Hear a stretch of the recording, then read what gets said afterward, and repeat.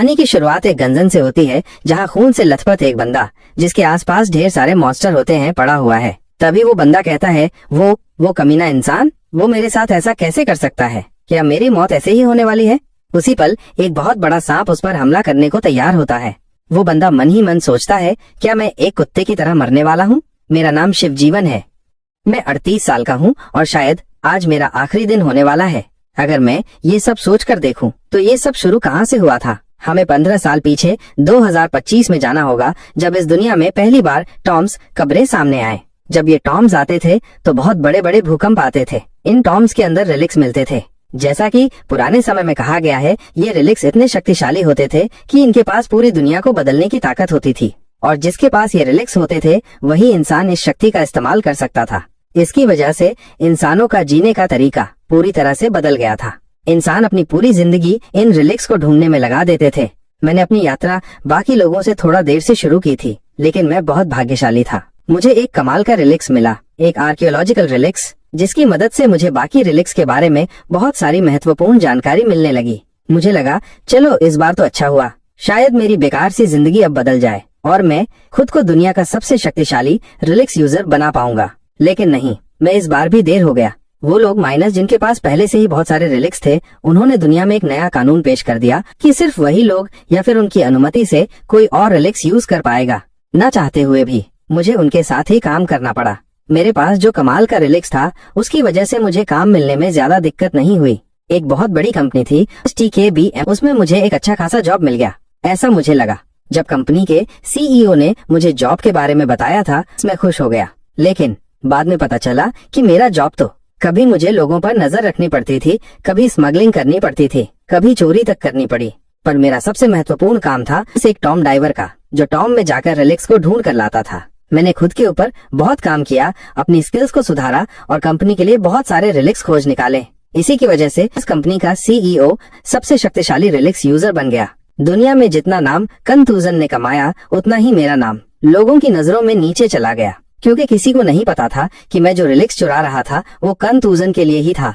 सबको लगा कि मैं ही चोर हूँ, और सच बताऊं, मुझे इस सब से कोई मतलब भी नहीं था। मुझे तो बस आराम से अपनी जिंदगी जीनी थी, इसलिए मैंने कभी विरोध नहीं किया। पर मैंने कभी नहीं सोचा था कि मेरा अंत इस तरह होगा। वो कमीना शिवकन, जिसने हमें जानबूझकर इस मिशन में भेजा, ये जानते हुए कि ये मिशन बहुत ही खतरनाक है, क्योंकि अब वो हमसे डरने लगा कि अगर हमने अपनी स्किल्स को उसके खिलाफ इस्तेमाल किया तो उसका क्या होगा। जिसने जो नाम कमाया वो हमारे वजह से, और आज उसी ने हमें धोखा दे दिया। सच में वो बहुत बड़ा कमीना है। तभी हमें दिखाया जाता है कि वो सांप उस बंदे के ऊपर हमला कर चुका है, और वो बंदा हाथों में पत्थर उठाकर गुस्से में बोलता है, क्या तुम्हें अभी भी भूख लग रही है? तुमने मेरे सारे टीममेट्स को खा लिया। अगर इतनी ही भूख लगी है तो फिर आ जाओ, मैं तुम्हारे अंदर जाकर तुम्हारे चिथड़े उड़ा दूंगा। वो कमीना शिवकन, अगर मुझे मरने के बाद भी भूत बनना पड़ा तो भी मैं उससे बदला लेकर रहूंगा। तभी हमें एक आवाज सुनाई देती है, तुम लोग कितना शोर मचाते हो। अचानक ऐसी आवाज से दोनों ही चौंक जाते हैं। वो बंदा पूछता है, कौन हो तुम? ये सुनकर वो आवाज बोलती है, क्या तुम मुझे सुन सकते हो? ये सुनकर वो बंदा बोलता है, तुम इकलौते नहीं हो, इससे पहले भी मैंने बहुत से रिलिक्स की आवाजें सुनी है। मुझे नहीं पता तुम कौन हो या किससे बिलोंग करते हो। तुम्हारे लिए अच्छा होगा कि तुम मुझे यहाँ से जाने दो। ये सुनकर वो आवाज बोलती है, तुम्हें क्या लगता तुम इस शरीर के साथ यहाँ से जा सकते हो कहीं? तभी हमें दिखाया जाता है कि उस बंदे के शरीर का नीचे का हिस्सा आधे हिस्से में बट चुका है। वो आवाज बोलती है, माना तुम्हारे पास बहुत अच्छी स्किल्स हैं, लेकिन अब कुछ भी नहीं हो सकता। अब तुम इस दुनिया में सिर्फ कुछ टाइम के मेहमान हो। ये सुनकर वो बंदा बोलता है, तुम्हें आइडिया भी नहीं होगा कि इस दुनिया में मैंने क्या क्या झेला है, तो ऐसे मत बोलो कि तुम मुझे जानते हो। तभी वो सांप दोबारा उस बंदे पर हमला करने वाला होता है। ये देखकर वो बंदा चिल्लाने लगता है और चिल्ला के बोलता है, चाहे कुछ भी हो जाए, मैं उस बंदे को जान से मार के रहूंगा जिसकी वजह से ये सब हो रहा है। तभी वो आवाज हंसने लगती है और हंसते हुए बोलती है, इंसान, तुमने मुझे काफी इम्प्रेस किया। तुम जैसे टैलेंट को मारते हुए देखना सही नहीं होगा। मैं तुम्हें एक चांस दे रहा हूँ। क्या तुम इस बार उस थ्रोन को अपना बना सकते हो या नहीं? तभी हमें यानी कौवा को दिखाया जाता है, जिसके पीछे एक तेज लाइट चमक रही होती है। उसके बाद सब कुछ धुआं धुआं हो जाता है। तभी हमें उस बंदे को दिखाया जाता है जो सोच रहा होता है, क्या पागल बना दिया है। वैसे क्या वो कोई क्रो था? वो चौंकते हुए खड़ा हो जाता है और देखता है कि उसका जो कटा हुआ पैर था वो ठीक हो चुका है, और सिर्फ पैर ही नहीं, उसके शरीर की सारी चोटें भी ठीक हो चुकी हैं। वो सोचता है ये सब क्या हो रहा है मेरे साथ, मैं ठीक कैसे हो गया। तभी हमें आसपास का एक महल सा स्ट्रक्चर दिखाई देता है, लेकिन सब लोग उसकी तरफ काफी अजीब नजरों से देख रहे होते हैं। हमें पता चलता है ये एक पुलिस स्टेशन है, जहाँ कोई बोल रहा होता है, अरे तुम क्या कर रहे हो, मेरे पास पूरी रात पड़ी नहीं है, पहले अपने बारे में बताओ और यहाँ पे साइन करो। तभी बंदा कुर्सी पर बैठते हुए सोचता है, क्या मैं कोई सपना देख रहा हूँ या फिर इस कौवा की वजह से सब कुछ हो रहा है। तभी सामने वाला चिल्लाकर बोलता है, तुम मुझे पागल कर रहे हो, चलो पहले अपना नाम लिखो। मुझे लग रहा था कि आज मैं घर जल्दी जाऊंगा, लेकिन लगता है तुम्हारी वजह से लेट हो जाऊंगा। तभी उसका साथी बोलता है, मैं तो पहले ही छोड़ चुका हूँ घर जाने की आस, इस साल कोई घर नहीं जाने वाला, सबसे बेकार साल है 2025। ऐसे ही वो बंदा सोचता है, क्या 2025, लोग पागल हो चुके हैं क्या, ये 2025 कैसे हो सकता है। तभी हमें साइड में रखा हुआ कैलेंडर दिखाई देता है, जिसमें तारीख लिखी होती है जनवरी 1, 2025। ये देखकर वो बंदा थोड़ा चौंक जाता है और सोचता है, क्या चल रहा है, एक सेकंड, ये जो लड़का है ना, ये मुझे काफी जाना पहचाना लग रहा है। अगर मैं गलत नहीं हूँ तो ये वही बंदा है जिसने कई साल पहले मेरे साथ दारू पीकर लड़ाई की थी, और उसी की वजह से मुझे पुलिस स्टेशन में आकर रखना पड़ा था। मुझे यकीन नहीं हो रहा, क्या ये सच में हो रहा है, क्या मैं सच में 15 साल पीछे आ चुका हूँ टाइम में, क्या ये सबके पीछे उस क्रो का हाथ है। तभी उसे उस क्रो की आवाज याद आती है, क्या तुम इस बार दोबारा उस थ्रोन को हासिल कर सकते हो या नहीं। अगर ये 2025 है तो दुनिया अभी काफी शांत होगी, क्योंकि अभी तक रिलिक्स का अपीयर नहीं हुआ दुनिया में, और इसका मतलब है वो जो गॉड लेवल का रिलिक्स है ना, वो अभी किसी के हाथ में नहीं है। और अगर ऐसा है तो क्या मैं सबसे पहले उस रिलिक्स को हासिल नहीं कर सकता, क्योंकि मेरे पास मेरी पिछले जिंदगी का नॉलेज है और उसकी मदद से मैं तो सबसे पहले ही उस SSS को हासिल कर सकता हूँ। इतना सोचते ही वो एक खतरनाक सी स्माइल देता है और बोलता है, आई एम एक्साइटेड। और यही हमारा कहानी का मेन कैरेक्टर होने वाला है, तो बोलने में आसानी के लिए इसको हम आगे से मेन कैरेक्टर ही बुलाएंगे। जब इस दुनिया में रिलिक्स की पावर को देखा तब मुझे लगा था कि इस दुनिया में और कुछ भी नहीं है जो मुझे सरप्राइज कर सके, बट मैं गलत था। आज वो दिन है जब मुझे सरप्राइज पे सरप्राइज मिल रहे हैं। उस खतरनाक टॉम में जाकर मेरा फंसना, सयोकन का मुझे धोखा देना, और आखिर में मुझे टाइम में 15 साल पीछे आ जाना। मुझे नहीं पता कैसे, लेकिन मुझे मेरी जिंदगी का सबसे बड़ा मौका मिला है। इस बार मैं सारी ली को अपना बना सकता हूँ। तभी एक आवाज आती है, हे क्या तुम मुझे सुन सकते हो। वो औरत बोलती है, क्या दिक्कत है तुम्हारी, तुम पुलिस वाले की बात भी नहीं सुन रहे थे क्या तुम्हें ये सब मजाक लग रहा है। तुम्हारी हिम्मत कैसे हुई मेरे बच्चे पर हाथ उठाने की। अगर उसे कुछ हो जाता तो या तो तुम पैसों से सेटलमेंट कर लो या फिर जेल जाओ।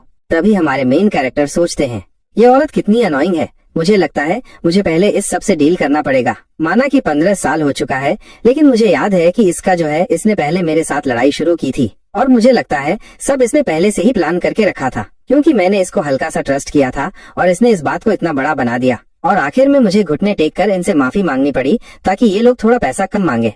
तभी हमारा मेन कैरेक्टर सोचने लगता है, सेटलमेंट माने यही तो नहीं है मेरे पास, और ना ही मेरा कोई इनकम का सोर्स है। यार मुझे समझ में नहीं आ रहा कि इस हालत में मैं सारे रिलिक्स को कैसे कलेक्ट करूं। तभी वो औरत फिर से चिल्लाने लगती है, तुम्हारी हिम्मत कैसे हुई मुझे इग्नोर करने की। अगर तुमसे कोई बात कर रहा है तो तुम्हें उस पर ध्यान देना चाहिए। वो बोलकर उस पर हाथ उठाने वाली होती है। ये देखकर हमारा मेन कैरेक्टर बहुत ही फास्ट अपने हाथ से उनका हाथ पकड़ लेता है और सोचता है, लगता है मेरा पिछले लाइफ का जो फाइटिंग एक्सपीरियंस था वो अभी तक है, ये मेरे लिए प्लस पॉइंट है। और उस औरत से बोलता है, काम डाउन आंटी, आपका बेटा है जिसने फाइट शुरू की थी, मैंने नहीं, और आपको नहीं लगता कि आप थोड़ा ज्यादा कर रही हैं। शायद इसीलिए बोला जाता है जैसे माँ वैसे बेटा। ये सुनकर उस औरत का बेटा जो था वो गुस्से में मेन कैरेक्टर के ऊपर हाथ उठाने वाला होता है, बट हमारा मेन कैरेक्टर बहुत इजीली उसको डॉज कर लेता है, फिर उसके हाथ को पकड़ के जमीन में पटक देता है। ये देखकर पुलिस वाला बोलता है, तुम लोग क्या कर रहे हो, ये पुलिस स्टेशन है, यहाँ ऐसी हरकत मत किया करो। हमारा मेन कैरेक्टर बोलता है, देखो मेरे पास कोई पैसा नहीं है, अगर चाहो तो मुझे जेल में डाल सकते हो। ये सुनकर वो औरत चिल्लाने लगती है, क्या तुम्हें जेल जाना पसंद है लेकिन पैसा देना नहीं। तुम बहुत बड़ी मिस्टेक कर रहे हो, क्योंकि इससे तुम्हारे लाइफ में एक क्रिमिनल रिकॉर्ड आ जाएगा। हमारे मेन कैरेक्टर सोचता है, क्रिमिनल रिकॉर्ड, इसका कोई मतलब नहीं होने वाला है। जब इस दुनिया में रिलिक्स आएगा ना, तब ये सब जो लॉ एंड ऑर्डर है इसका कोई मतलब नहीं बचेगा। तब हमें जेल का सीन दिखाया जाता है, जहाँ पे मेन कैरेक्टर सो बैठा सोचने लगता है, चलो ये तो अच्छा हुआ कि मैं फाइट तो कर सकता हूँ, मुझे जल्द से जल्द पैसे इकट्ठा करना पड़ेगा ताकि मैं अपना काम शुरू कर सकूं, लेकिन करूँ तो करूँ क्या। तभी हमें एक स्क्रीन दिखाया जाता है जिसमें लिखा होता है स्टीम राइडर्स CEO जीवान। ये देखकर मेन कैरेक्टर सोचता है, ये क्या है, ये मेरे सामने क्या घूम रहा है? क्या मैं पागल हो चुका हूँ? लगता है सच में मैं पागल हो चुका हूँ। क्या इस सब के पीछे उस क्रो का हाथ है? क्योंकि ये जो हो रहा है मेरे साथ, इसके पीछे सिर्फ रिलिक्स का ही हाथ हो सकता है। ये सोचते ही वो चिल्लाने लगता है, कमीना क्रो, क्या तुम मुझे देख रहे हो? क्या ये सब तुम कर रहे हो मेरे साथ? तभी हमें एक स्क्रीन दिखाया जाता है जिस पर लिखा होता है tomb diver, basic skill spy, rank F, power 1 metre के अंदर सब कुछ देख सकता है, ऑब्जर्व कर सकता है। ये देखकर मेन कैरेक्टर गुस्से में आ जाता है। कोई गेम चल रहा है, कमीना क्रो, तुम ये सब कैसे कर सकते हो मेरे साथ? तभी एक मिशन विंडो दिखाया जाता है जिसमें लिखा होता है तुम्हें एक टूम डाइवर बनने के लिए अपने चारों स्किल्स को अनलॉक करना पड़ेगा। तभी बाहर से पुलिस वाला चिल्लाने लगता है, ये तुम क्या कर रहे हो? शांत हो जाओ। इससे मेन कैरेक्टर थोड़ा शांत हो जाता है और सोचता है, क्या ये स्किल विंडो एक क्वेस्ट है? लगता है सिर्फ मैं ही इस विंडो को देख सकता हूँ। ये काफी इंटरेस्टिंग है। इस स्किल की मदद से मैं 1 मीटर के अंदर सब कुछ देख सकता हूँ, पूरी डिटेल्स में। ये काफी हद तक मेरे पहले वाले रिलिक्स की तरह है। क्या इसकी मदद से मैं अपने पहले की सारी स्किल्स को यूज कर सकता हूँ? मुझे लगता है अगर मैं अपने चारों स्किल्स को अनलॉक कर लूँ तो शायद मैं और भी ज्यादा पावर यूज कर पाऊंगा। और अगर ऐसा है तो मुझे मेरा आर्कियोलॉजिकल रिलेशन ढूंढने की कोई जरूरत ही नहीं है। ये काफी यूजफुल होने वाला है। लेकिन ये जो क्रो है ये क्या प्लान कर रहा है? मुझे जानना पड़ेगा, क्योंकि कोई रिलिक्स कभी इंसान की मदद नहीं करता है। तभी बाहर से एक बंदा मेन कैरेक्टर को नाम से बुलाने लगता है। थोड़ा टाइम बाद का सीन शिफ्ट होता है जहाँ पे हम उस बंदे को और मेन कैरेक्टर को बाहर पुलिस स्टेशन के बाहर देखते हैं। तभी वो बंदा बोलता है, वो जो लड़का था उसकी आदत ही ऐसी है, दूसरे को फंसाना और उससे पैसा कमाना। तुम चिंता मत करो, मैं सब देख लूंगा। इस पर मेन कैरेक्टर उस बंदे को थैंक्स बोलता है। तभी हमें पता चलता है कि उस बंदे का नाम है डिटेक्टिव जीवन बू, और ये हमारे मेन कैरेक्टर के लिए बड़े भाई की तरह है, क्योंकि जब मेन कैरेक्टर अनाथ था तो इसने उसे अडॉप्ट किया था। ये सुनकर बंदा थोड़ा खुश हो जाता है और मजाक में बोलता है, क्या तुम मुझे थैंक यू बोल रहे हो? लगता है जेल ने तुम्हें डरा दिया है। तभी हमारा मेन कैरेक्टर थोड़ा सेंटिमेंटल होकर सोचने लगता है, मुझे लगा नहीं था कि 15 साल पहले ये थोड़ा इतना यंग दिखता होगा। तो हमारा मेन कैरेक्टर अपने भाई से पूछता है, क्या कोई सुपर नेचुरल एक्टिविटी के ऊपर कोई रिपोर्ट हुआ है? उस पर वो बंदा बोलता है, क्या तुम क्या पूछ रहे हो? हाँ, अगर मैं ठीक से सोचूं तो शायद मेरी बीवी, शायद उसके पास कोई सुपर पावर है।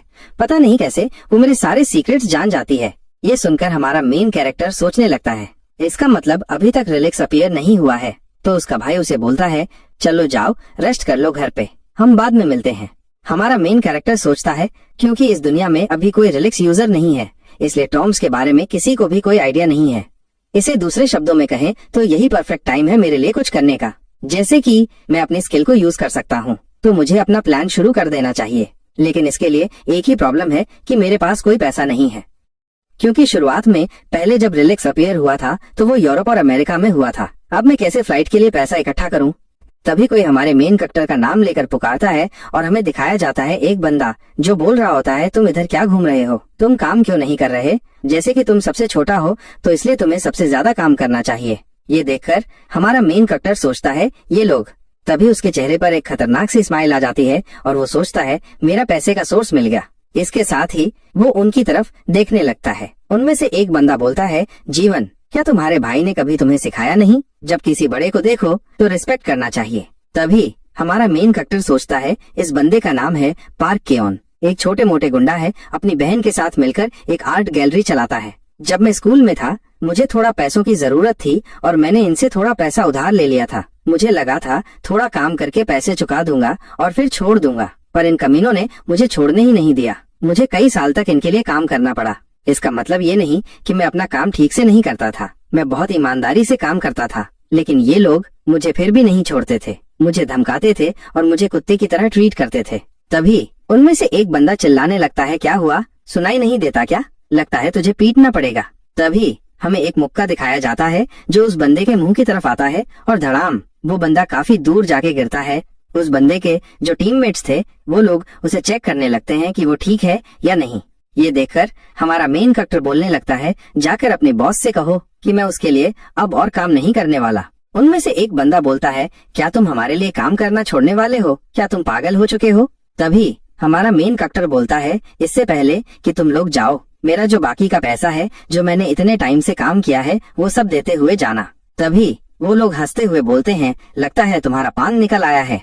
और उनमें से एक बंदा मेन कैरेक्टर के ऊपर अटैक कर देता है, ये बोलते हुए, कमीने, तेरी हिम्मत कैसे हुई ऐसे बातें करने की हमारे सामने। लेकिन हमारा मेन कैरेक्टर बहुत ही स्पीड से उसका अटैक डॉज कर लेता है और तुरंत एक पंच दे देता है उसके मुंह पर। वो बंदा सिर्फ इतना ही बोल पाता है, कमीना, और जमीन पर गिर जाता है। ये देखकर बाकी लोग बोलने लगते हैं, इतना फास्ट कैसे हो गया। हमारा जो बंदा था वो इतना भी बुरा नहीं था फाइटिंग में, चलो जल्दी करो। सब एक साथ मिलकर उस पर अटैक करते हैं। तभी हमें एक क्विक फाइटिंग सीन दिखाया जाता है। उसके बाद सीन शिफ्ट होता है और हम देखते हैं सब लोग जमीन पर पड़े हुए हैं, सिर्फ एक ही बंदा खड़ा हुआ है और वो बोल रहा होता है, क्या चल रहा है यहाँ पे। ये देखकर हमारा मेन कैरेक्टर सोचता है, यही होता है 15 साल का फाइटिंग का एक्सपीरियंस, तुम लोगों को ये देखकर डरना चाहिए। तभी हमारा मेन कैरेक्टर बोलता है, क्या हो गया तुम लोगों का, मुझे तुम लोगों के लिए बुरा लग रहा है क्योंकि इसके बाद दुनिया बदलने वाली है, तब तुम लोगों का क्या होगा। अपने बॉडी को देखते हुए मेन सोचता है, मैं खुश नसीब हूँ कि मेरा जो शरीर है वो इतना अच्छे से काम कर रहा है, लेकिन मैं उतना भी स्ट्रांग नहीं हूँ, इसलिए मुझे सब कुछ जल्दी खत्म करना पड़ेगा। तभी उनमें से एक बंदा चाकू निकाल लेता है और बोलता है, हमने तुम्हें अपने हाथों से पाला था और तुमने इसका ये सिला दिया, लगता है हमें तुम्हें अपने हाथों से ही मारना पड़ेगा ताकि तुम्हारी अक्ल ठिकाने आ जाए। ये देखकर उनमें से एक और बंदा बोलता है, अरे क्या कर रहे हो, इस चाकू को यूज करने से पहले दोबारा सोचना चाहिए। ये सुनकर चाकू वाला बंदा बोलता है, मुझे फर्क नहीं पड़ता, कुछ भी हो जाए। तभी दूसरा बंदा बोलता है, देखो ये चाकू ट्रेडिंग के लिए है, अगर ये डैमेज हो गया ना तो बहुत प्रॉब्लम हो जाएगी। तभी हमारे मेन कैरेक्टर की स्किल एक्टिवेट हो जाती है और उसे पता चलता है ये चाकू एक रेलिक है। वो सोचता है इस बंदे के हाथ में रेलिक कैसे आ गया, लेकिन ये कोई बड़ी बात नहीं है क्योंकि ज्यादातर रेलिक टूम्स में मिलते हैं और कुछ रेलिक ऐसे भी होते हैं जो सीक्रेटली किसी इंसान के हाथ में आ जाते हैं। कोई बात नहीं, अब ये मेरा होने वाला है। ये बोलकर एक स्माइल देता है हमारा मेन कैरेक्टर। तभी वो बंदा उसके ऊपर अटैक करता है। हमारा मेन कैरेक्टर तुरंत उसका अटैक डॉज कर लेता है और डॉज करते हुए उसका चाकू वाला हाथ पकड़कर मोड़ते हुए उसी के गले पर चाकू रख देता है और बोलता है, तेरी हिम्मत कैसे हुई मुझ पर चाकू तानने की। ये देखकर बाकी सब लोग मिलकर उसे रोकने लगते हैं। हमारा मेन कैरेक्टर उसके हाथ से चाकू छीन लेता है और बोलता है, कोई बात नहीं, अब ये मेरा हो गया, मैं इसका ध्यान रख लूंगा। तभी मेन कैरेक्टर उस चाकू को अपने हाथ में लेकर अपनी स्किल एक्टिवेट करता है और उसे पता चलता है ये जो रेलिक है इंसान के शरीर के अंदर तक देख सकता है। तभी वो लोग एक साथ मिलकर हमारे मेन कैरेक्टर पर अटैक करते हैं, लेकिन देखते हैं कि हमारा मेन कैरेक्टर अपनी जगह से गायब हो चुका है। फिर हमें दिखाया जाता है कि वो बहुत ही तेजी से उन सबके ऊपर अटैक करते हुए निकल जाता है। वो लोग सोचते हैं, क्या सच में वो यहाँ से गायब हो चुका है, और तभी वो लोग देखते हैं कि उनके शरीर से ब्लीडिंग होने लगी है। ये देखकर हमारा मेन कैरेक्टर बोलता है, चिल्लाना बंद करो, मैंने उतना भी ज्यादा डीपली तुम पर अटैक नहीं किया है, लेकिन अगर तुम लोगों ने मेरा पैसा मुझे वापस नहीं किया तो उसके बाद क्या होगा वो मैं भी नहीं बता सकता। या तो मेरा पैसा वापस करो या फिर अपनी जान से हाथ धो दो। तभी हमें दिखाया जाता है कि एक बंदा बहुत ही डरी हुई हालत में बोलता है, ठीक है मैं देता हूँ। इसके बाद सीन शिफ्ट होता है। हमें एक बिल्डिंग दिखाई जाती है जिसके अंदर से एक औरत की चिल्लाने की आवाज आती है। वो फोन पर चिल्ला रही होती है, क्या बोला तुम लोगों ने, क्या तुमने कहा शिव जी ने तुम लोगों को पीटा है और तुमसे पैसे भी ले लिए? तुम लोगों को लगता है कि मैं इस बात पर यकीन करने वाली हूँ? तुम लोगों की बातों का कोई मतलब भी बनता है क्या? तभी उस बंदे को दिखाया जाता है जिसे हमारा मेन कैरेक्टर ने पीटा था। वो फोन पर बोल रहा होता है, देखो नूना, हमें भी नहीं पता ये सब कैसे हो गया। कल तक जिसे फाइटिंग का कुछ भी नहीं आता था, आज वो इतना ज्यादा खतरनाक हो चुका है। ये सुनकर औरत बोलती है, अच्छा ठीक है, कितना पैसा खो दिया? ये सुनकर बंदा बोलता है, सारे पैसे खो दिए, और सिर्फ पैसे ही नहीं, हमारे पास जो ट्रेडिंग का मटेरियल था वो भी उसने हमसे ले लिया। ये सुनकर औरत और भी जोर से चिल्लाती है, क्या तुम लोग पागल हो? कितना बेवकूफ हो सकते हो तुम लोग? तुम लोगों ने पैसे के साथ साथ बुद्धा का जो स्टोन था वो भी खो दिया। हम लोग क्या ही कर सकते थे? जब हम लोग ने पैसा दिया तो उसने बोला, इतना कम पैसा? क्या तुम लोग भिड़ी हो? अगर तुम लोगों के पास अगर मुझे कुछ और भी मिल गया जो तुम लोगों ने मुझे दिया नहीं तो तुम लोगों के लिए बहुत बुरा होगा। ये सुनकर वो लोग बहुत ज्यादा डर जाते हैं और अपने पास से एक बुद्धा का स्टैचू निकाल के देता है। ये देखकर हमारे मेन कैरेक्टर बोलते हैं, अच्छा लगता है, काफी वेल्व है, चलो मैं इसको ले लेता हूँ। तभी हमें दिखाया जाता है कि पीछे से वो लोग चिल्ला रहे होते हैं, कमीना जी रुक जा, मत जा, कुछ भी ले लो। चले गए, लेकिन प्लीज उस स्टैचू को मत ले। लेकिन हम देखते हैं कि हमारे मेन कैरेक्टर उनका बात सुनते ही नहीं है और वहाँ से चला जाता है। इसका वो लड़की बोलती है, जाओ वापस लेके आओ। वो बंदा बोलता है, क्या तभी वो लड़की पूरा पागल की तरह चिल्लाने लगती है और बोलती है, कुछ भी हो जाए वो चीज मुझे वापस चाहिए, कुछ भी हो जाए उसको वापस लेकर आना जरूर। इसके बाद सीन शिफ्ट होता है और हमें एक शॉप दिखाया जाता जहाँ पे पता चलता है कि हमारे मेन कैरेक्टर जो है वो उस बुद्धा का स्टैचू बेचने के लिए लाए हैं दुकान में। शॉपकीपर उस स्टैचू को देख के बोलता है, देखो ये स्टैचू जो है उतना खास नहीं है, इसको बेचने से अच्छा है कि तुम इसको घर पे लेके जाओ और इसको शोकेस के लिए रख दो, क्योंकि इसको बेच के कुछ ज्यादा पैसे मिलने वाला नहीं है तुम्हें। मैं एक बार देखते ही बता सकता हूँ वो चीज कितना कीमती है। ऐसे में हमारे मेन कैरेक्टर बोलते हैं, चलो कोई बात नहीं, लेकिन वो कमीना पार्क जो था उसके लिए तो बहुत ही कीमती लग रहा था। अब पता चल रहा है तो फालतू का सवाल है, लेकिन चचा एक बात है, मुझे भी कहीं ना कहीं लग रहा था शायद मैं कुछ ज्यादा ही सोच रहा हूँ, क्योंकि अभी मेरे पास मेरा आर्कियोलॉजिकल रिलिक नहीं है। वो होता तो पता चल जाता तुरंत। तभी जो है उसका स्किल विंडो एक्टिवेट हो जाता है जिसमें लिखा रहता है, आपका जो स्टैचू है इसमें से एक अजीब तरह का एनर्जी डिटेक्ट हो रहा है। ये देख के हमारे मेन कैरेक्टर सोचते हैं, इसका मतलब जो भी है इस स्टैचू के अंदर ही होगा, लेकिन इससे पहले मुझे इस विंडो से छुटकारा चाहिए। ये बहुत डिस्टर्ब करता है यार, लेकिन इसके अंदर होगा क्या? ये बोल के वो स्टैचू को हिलाने लगता है, हवा में हिलाने लगता है।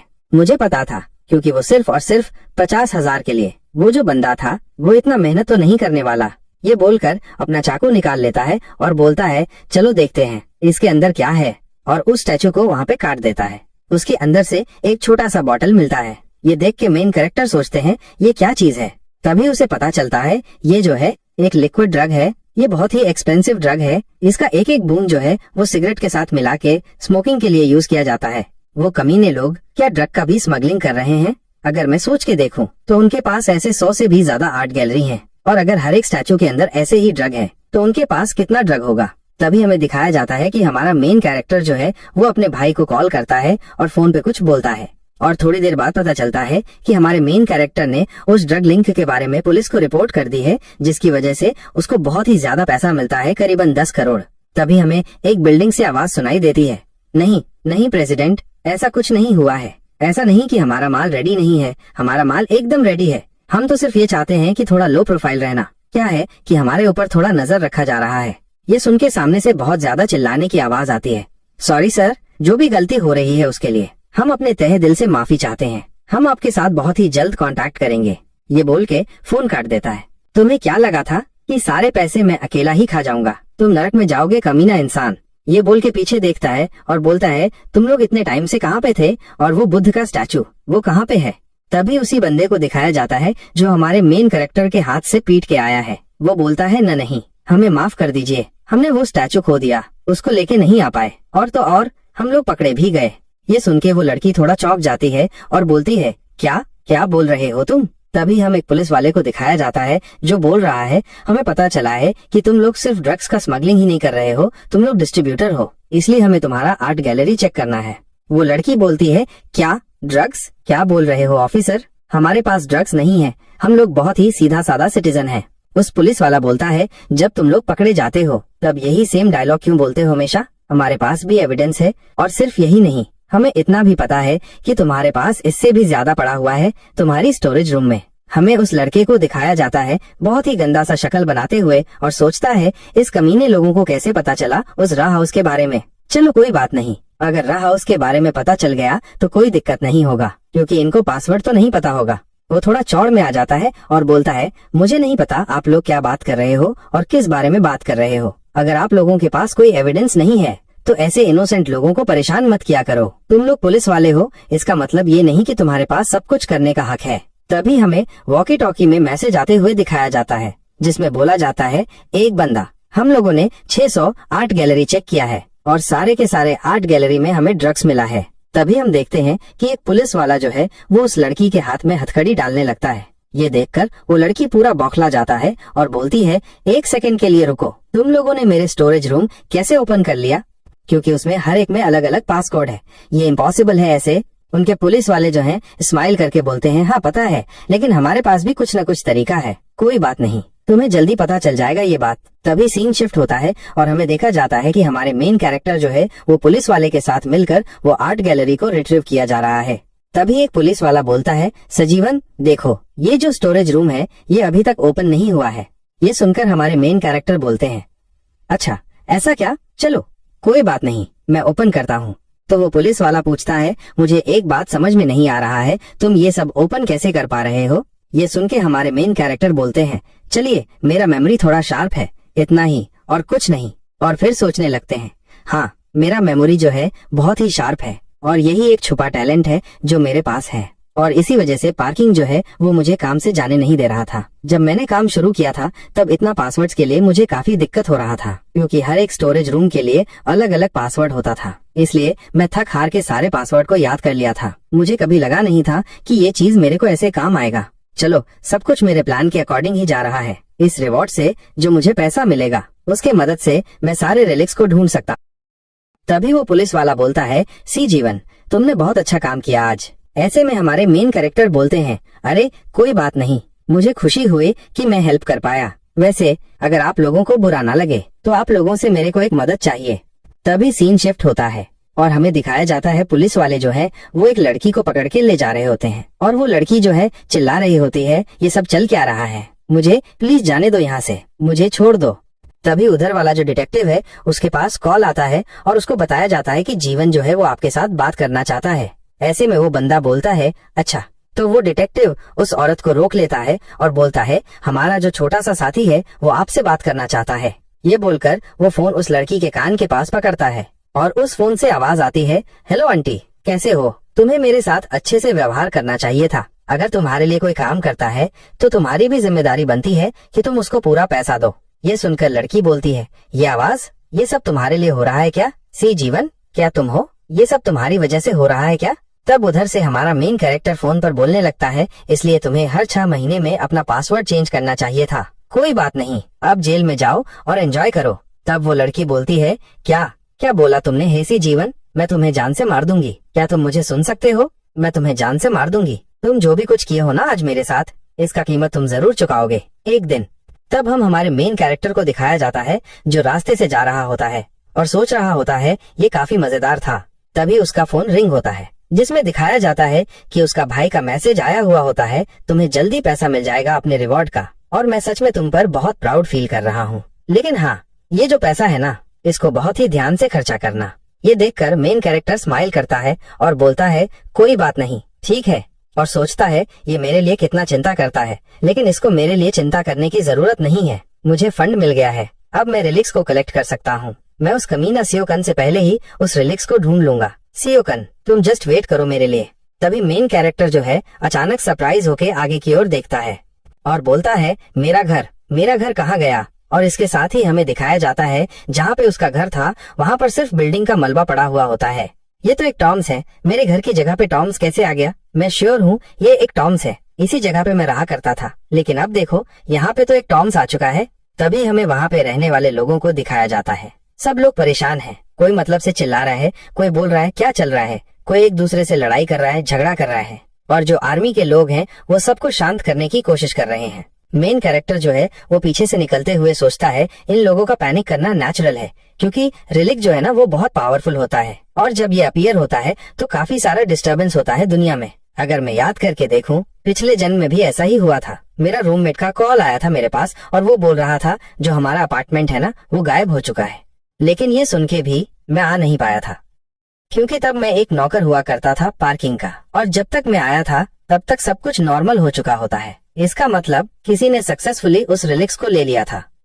अगर ऐसा है तो वो इस वक्त आसपास ही कहीं होगा। मैं इस बार हार नहीं सकता, क्योंकि वो रिलिक्स इस बार मेरा ही है और मैं लेके रहूंगा। तभी हमें एक आवाज सुनाई देती है, प्लीज हम पे गोली मत चलाओ। मेन कैरेक्टर बोलते हैं, ये आवाज तो मेरा रूममेट का है। तभी हमें दिखाया जाता है आर्मी वाले जो हैं वो लोगों के ऊपर बंदूक ताने खड़े हुए हैं और बोल रहे हैं, तुम लोगों को ये मजाक लग रहा है? शांत हो जाओ साहब, इतने सारे सवाल पूछना बंद करो और यहाँ से दूर हटो तुम लोग। तभी हमारा मेन कैरेक्टर आता है और आर्मी वाले को एक लात मार देता है और गुस्से में बोलता है, तुम्हारी हिम्मत कैसे हुई एक सिविलियन के ऊपर गन तानने की? पीछे से रूममेट बोलता है, जिन। ये सुन के मेन कैरेक्टर बोलता है, तुमसे मिलके अच्छा लगा, काफी लॉन्ग टाइम हो गया तुमसे मिले हुए, तुम अभी तक जरा भी नहीं बदले। ये सुन के उसका दोस्त बोलता है, लॉन्ग टाइम क्या बोल रहे हो तुम? इसके साथ ही हमें वो आर्मी वाला दिखता है जो धीरे धीरे खड़ा हो रहा होता है। हमारा मेन कैरेक्टर उसको घूरते हुए बोलता है, क्या अब तुम्हारा दिमाग ठिकाने आया या नहीं? ये सुनकर वो आर्मी वाला डर के मारे बोलता है, आई एम सो सॉरी, मैं अपना आपा खो बैठा था। ये सुन के मेन कैरेक्टर बोलता है, वो सब छोड़ो, पहले ये बताओ कि ये सब चल क्या रहा है और यहाँ पे इतनी मिलिट्री क्यों आई है, क्योंकि ये सब जो हो रहा है ये तो पुलिस का काम है हैंडल करना। और सोचने लगता है कुछ तो गड़बड़ है, क्योंकि ये सब सेंस नहीं कर रहा है और इतने सारे सोल्जर यहाँ पे क्यों आए हैं, क्या तुम लोग यहाँ से टॉम में जाने का रास्ता ढूंढ रहे हो? ये सुन के आर्मी वाला हैरान होकर बोलता है, तुम्हें कैसे पता चला? ये तो क्लासिफाइड इन्फॉर्मेशन है। ये सुनकर मेन कैरेक्टर सोचता है, नहीं, मुझे जानना पड़ेगा, क्या गवर्नमेंट जो है वो मेरा दुश्मन है कि नहीं, क्या गवर्नमेंट को सच में पता चल गया है उसके बारे में? और वो सोल्जर के ऊपर चिल्लाते हुए बोलता है, फालतू बातें करना बंद करो, मैं इस जगह का रहने वाला हूँ, तो मेरे पास पूरा हक है जानने का कि यहाँ क्या चल रहा है, क्यों यहाँ इतने सारे सोल्जर आ चुके हैं और उन सबके पास हथियार भी हैं। तुम्हें आइडिया भी नहीं होगा तुम किस हालत में हो, तुम बहुत बड़ी गलती कर रहे हो। मैं अभी अथॉरिटी के पास रिपोर्ट कर सकता हूँ सिविलियंस पर गन तानने के लिए, इसलिए बोल रहा हूँ सिचुएशन को और खराब मत करो और बताओ क्या चल रहा है यहाँ पे। ये सुन के वो सोल्जर बोलने लगता है, हम लोग इस जगह को एक्सप्लोजिव से उड़ाने वाले हैं और उसके बाद उसके अंदर जाएंगे। हम लोग अंदर जाके चेक करेंगे कि अंदर क्या है और तुम लोग बिल्कुल भी चिंता मत करो, ये सब सिक्योर रहेगा, हम बहुत सेफ्टी के साथ ये करेंगे। ये सुनकर मेन कैरेक्टर सोचता है, एक्सप्लोजिव से टॉम्स खोलना, ये पागलपन है। वो सोल्जर फिर बोलता है, तुम्हें चिंता करने की जरूरत नहीं है, क्योंकि हमारे पास तो फॉरेन से भी एक्सपर्ट आ चुके हैं। ये सुनते ही मेन कैरेक्टर सोचने लगता है, फॉरेन एक्सपर्ट, अच्छा अब समझ में आया सब कुछ। और सोल्जर से बोलता है, थैंक यू ये सब बताने के लिए, अब मुझे थोड़ा सेफ फील हो रहा है। और जाते जाते बोलता है, चलो भाई अच्छे से अपना काम करना और अपना भी ध्यान रखना। सोल्जर भी हंसकर बोलता है, श्योर, थैंक यू। तभी रूममेट आ जाता है और पूछता है, क्या तुम उनसे बात कर लिए, क्या बोला उन्होंने? मेन कैरेक्टर मुस्कुराते हुए बोलता है, कोई बात नहीं, सब कुछ ठीक है, जस्ट वेट करो यहाँ पे। इसके साथ ही मेन कैरेक्टर वहाँ से चले जाने लगता है और उसका दोस्त पीछे से उसको बुलाता रह जाता है। सोचता है ये आज थोड़ा अजीब नहीं लग रहा। तभी हमें टॉम्स का गेट दिखाया जाता है जहाँ पे काफी सारे आर्मी वाले पहरा दे रहे होते और वहीं एक लड़की को दिखाया जाता है जो फोन पे बात कर रही होती है किसी से और बोल रही होती है, तुम श्योर हो कोरियन गवर्नमेंट को इस रिलिक्स के बारे में कुछ नहीं पता? तब हमें पता चलता है इसका नाम जो है लिंडा है, ये एक अमेरिकन एजेंट है। ये उनके सामने वाला बोलता है, हाँ मैं श्योर हूँ, लेकिन तुम ये क्यों पूछ रहे हो? इस पर वो लड़की बोलती है, रीजन बहुत सिंपल है, यहाँ पे इतने सारे आर्मी क्या कर रहे हैं, इतना आर्मी नहीं होना चाहिए। ये सुनकर सामने वाला बंदा बोलता है, शायद वो लोग अपना पूरा ट्राई कर रहे हैं हमारी हेल्प करने के लिए। वैसे मिशन कैसे जा रहा है? ये सुन के वो लड़की बोलने लगती है, सब कुछ सही जा रहा है, एक्सप्लोजिव भी रेडी हो चुका है। तभी वो बंदा बोलता है, सब कुछ ध्यान से करना और फोकस रहना, कोई गलती नहीं होनी चाहिए, पूरे टर्म को अच्छे से चेक करना और रिलिक्स को हासिल करके ही आना। ये सुनकर लड़की बोलती है, समझ गई, और उसके साथ ही फोन काट देती है।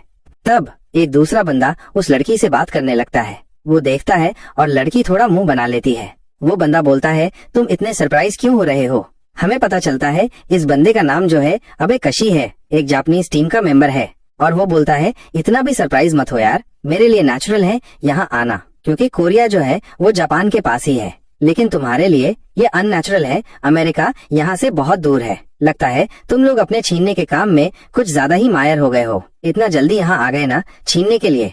ये सुनकर लड़की बोलती है, देखो अपनी जबान संभाल के बात करो, हम लोग कोई चोर नहीं है, हम लोग इंटरनेशनल पुलिस एसोसिएशन की तरफ से आए हैं इन रिलिक्स को रिकवर करने के लिए, ताकि दुनिया में पीस मेंटेन हो सके और हम लोग इसके ऊपर रिसर्च कर सकें, ताकि इसे दुनिया के भलाई के लिए कैसे यूज किया जा सकता है वो पता चले।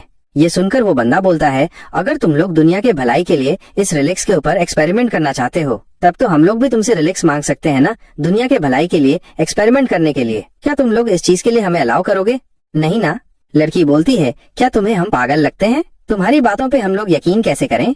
ये सुन के बंदा बोलता है, चलो छोड़ो यार, हम दोनों एक ही काम के लिए आए हैं, तो ऐसे डिस्कस करके कोई फायदा नहीं है। लेकिन एक बात बता दूं, ये जो रिलिक्स है ये तो हमारा ही है।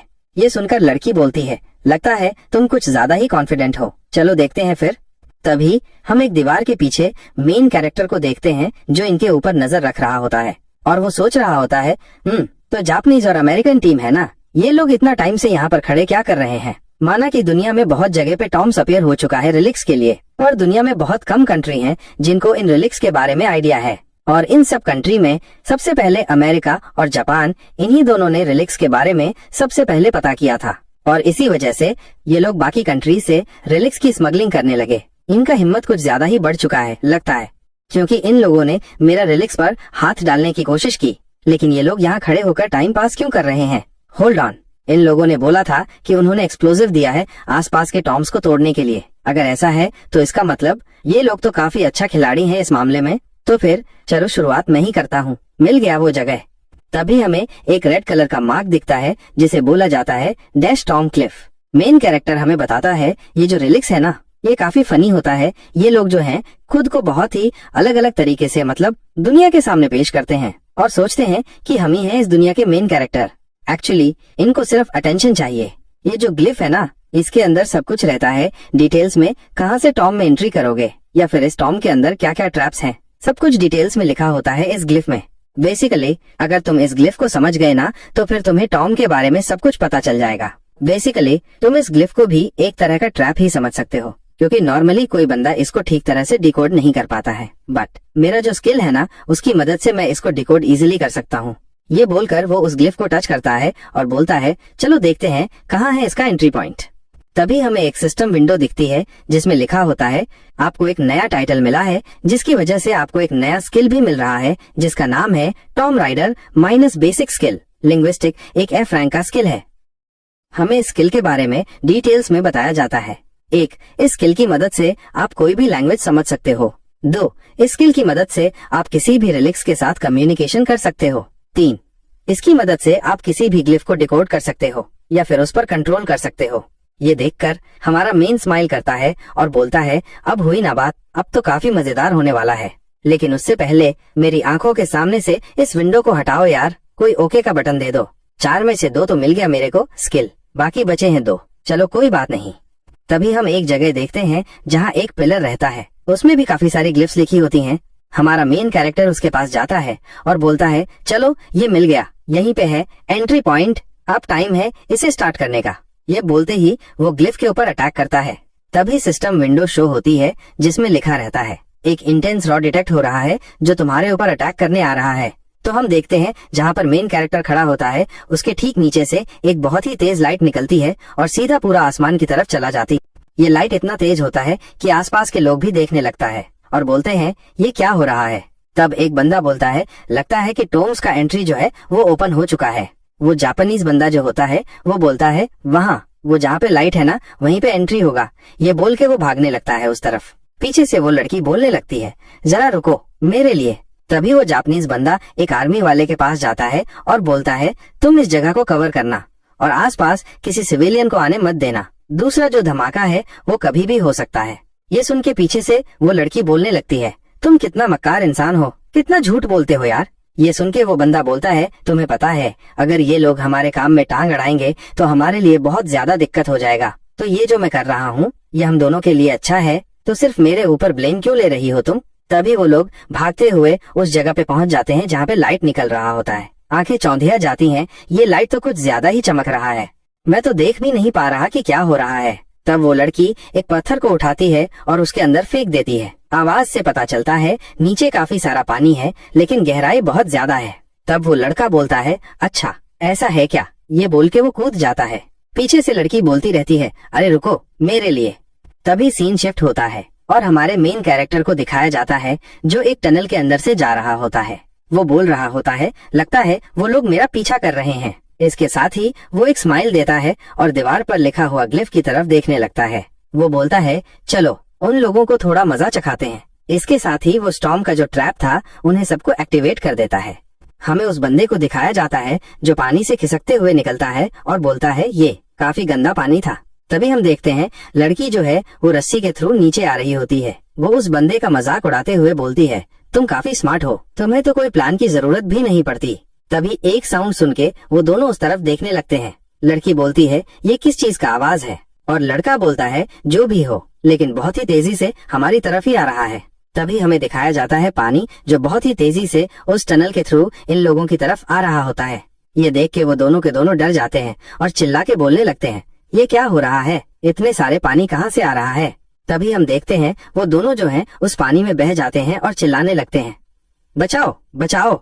तभी सीन शिफ्ट होता है और हमारे मेन कैरेक्टर को दिखाया जाता है जो बोल रहा होता है चलो मिल गया। हमें एक तालाब जैसा कुछ दिखाया जाता है और हमारा मेन कैरेक्टर उसके पास जाकर अपना चाकू निकाल लेता है। वो बोलता है मेरे पास तो सिर्फ यही एक रिलिक्स है, लगता है मुझे इसे ही यूज करना पड़ेगा। ये बोल के वो चाकू को उस पानी में डाल देता है। तब उसके अंदर से एक बहुत बड़ा स्नेक निकलते हुए दिखता है। वो स्नेक बोलता है, कौन है वो बेचारा जिसने अपना चीज पानी में गिरा दिया? चलो मेरे सवाल का जवाब दो। यहाँ 2 नाइफ है, एक सिल्वर नाइफ है और एक गोल्ड नाइफ। बताओ इनमें से तुम्हारा कौन सा है? मेन कैरेक्टर सोचता है ये तो काफी ईजेड है। स्टॉर्म्स को बोला जाता है गोल्ड एंड सिल्वर एक्स। ये एक बहुत ही फेमस कहानी के ऊपर बेस है। एक लकड़ी काटने वाला इंसान होता है जो अपने कुल्हाड़ी को पानी में गिरा देता है और उसके बाद पूछा जाता है तुम्हारा कौन सा कुल्हाड़ी था, गोल्ड वाला था या सिल्वर वाला? और एक्चुअली हम सबने बचपन में कई बार सुना है इस कहानी को। ये जो स्टोरी है ये हर एक कंट्री में फेमस है, इसीलिए फॉरेनर जो थे वो लोग भी इजीली स्टॉर्म्स को क्लियर कर पाए और सक्सेसफुली रिलिक्स को हासिल कर पाए थे पिछली बार। लेकिन इस बार नहीं, इस बार मैं तैयार हूँ, ये मेरा है। तभी मेन कैरेक्टर उस सवाल का जवाब देता है, दोनों के दोनों मेरा है। ये सुन के वो स्नेक थोड़ा ठहर जाता है, फिर वो अपना मुंह खोलता है और एक चाकू दिखाता है। वो बोलता है, क्या ये तुम्हारा है? ये देखकर मेन कैरेक्टर सोचता है, हाँ यही वाला तो मेरा है, लेकिन अगर मैं ऐसे ही इसका जवाब दे दिया तो फिर मैं अपना खुद का वाला तो खो ही दूंगा, साथ साथ बाकी जो 2 एक्स हैं उनमें से भी एक खो दूंगा, जो मुझे हरगिज मंजूर नहीं। लेकिन मैं एक चीज कर सकता हूँ। ये बोल के वो स्नेक से कहता है, क्या मैं चेक कर सकता हूँ? स्नेक बोलता है, हाँ क्यों नहीं, जरूर चेक कर सकते हो। तभी वो स्नेक के पास जाता है और उस नाइफ को अपने हाथों में ले लेता है और अचानक ही उस नाइफ को उस सांप के अंदर भोंक देता है। स्नेक चिल्लाने लगता है, ये क्या कर रहे हो तुम, जबकि तुम बहुत ही क्लोज हो इस ट्रायल को कंप्लीट करने के।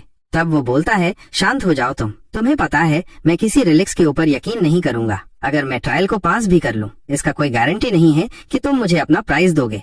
तुम जो रिलिक्स हो ना, सब एक ही जैसे होते हो। किसको पता कि जो रिलिक्स तुम मुझे दोगे वो मुझे कोई साइको किलर बना देगा। तभी वो स्नेक बोलने लगता है, तुम्हारे जैसे एक मामूली से इंसान को ये सब कैसे पता हो सकता है? कौन हो तुम? तभी मेन कैरेक्टर याद करता है पिछले लाइफ का न्यूज़पेपर, जिसमें लिखा होता है जो ये गोल्ड एंड सिल्वर एक्स है ना, इसका जो ओनर था इसने बहुत लोगों को मारा था। सिर्फ इस रिलिक्स की वजह से पता नहीं कितने लोगों ने अपना जान गंवाया था। मेन कैरेक्टर उस स्नेक से कहता है, मुझे पता है तुम मुझे एक फेक रिलिक्स देने वाले थे जिसमें एक कर्स लगा हुआ है। ये हंसने वाली बात है क्योंकि ये जो ट्रायल शुरू हुआ था ना, इसका बेस ही था एक ऑनेस्ट को चेक करने के लिए। लेकिन तुम लोग जो हो कमीनो, तुम लोग जानबूझकर लोगों के साथ धोखा देते हो। ये बोलकर वो भागने लगता है और जंप करके उस स्नेक के ऊपर चढ़ जाता है और उसके पीठ पे उस खंजर को फिर से भोंक देता है।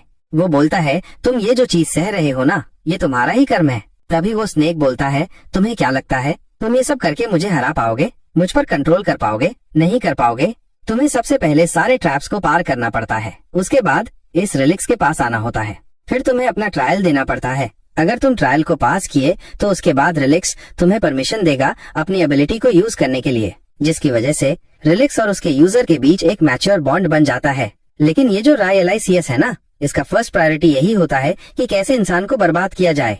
इसीलिए कुछ टाइम यूज करने के बाद वो रिलिक्स जो है वो इंसान के दिमाग के ऊपर हावी होने लगता है। ठीक इसी वजह से सोसाइटी में जिसके पास हीलिंग रिलिक्स होता है वो बंदा बहुत ही पावरफुल होता है। ये भी एक रीजन है जिसकी वजह से मैं सिर्फ कोर के जरिए एक्सप्लेन होता रहा। ये सब सोचते हुए वो दोबारा अपने खंजर को उस स्नेक के अंदर धंसा देता है और बोलता है, इसीलिए मुझे कोई म्यूचुअल रिलेशनशिप नहीं चाहिए रिलिक्स के साथ। तब वो स्नेक बोलता है, बहुत दर्द हो रहा है, प्लीज रुक जाओ। हमारा मेन कैरेक्टर बोलता है, चलो देखते हैं तुम कितने टाइम तक इसको बर्दाश्त कर सकते हो। मैं अपने पावर से तुम्हें सबमिट करवा के ही रहूंगा। तभी हम